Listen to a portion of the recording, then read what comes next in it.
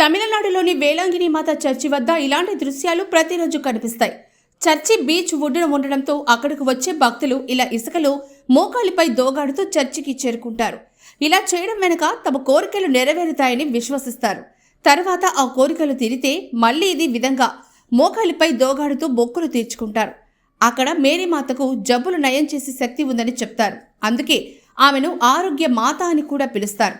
16వ శతాబ్దంలో వేలాంగిని గ్రామంలో మజ్జిగ అమ్మి ఒక వికలాంగ బాలుడికి కనిపించి తన ఉనికిని మాటగా ఊరి వాళ్లకు చెప్పిరమ్మని పంపిందట. అప్పుడు బాలుడు లేచిపోయేటప్పుడు వికలాంగ పరిస్థితి పోయి మామూలుగా నడిచిపోయాడట. ఇది గమనించి గ్రామస్తులు కూడా అప్పట్నుంచి ఆమెను ఆరోగ్యమాతగా కొలిచి చర్చి నిర్మించారని చెప్తారు.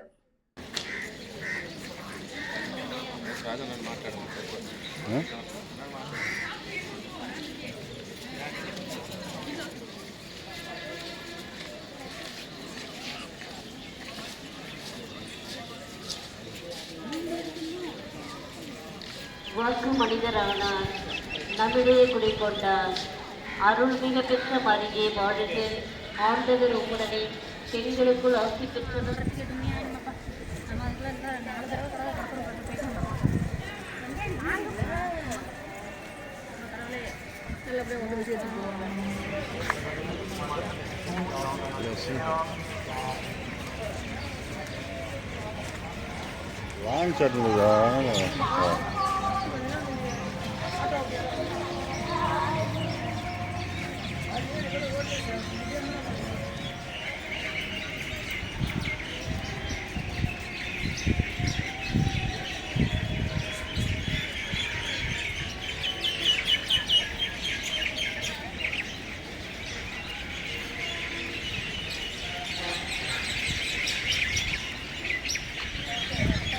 ఆయన అడుగుదాం నచ్చదు ఆ తర్వాత ఆయన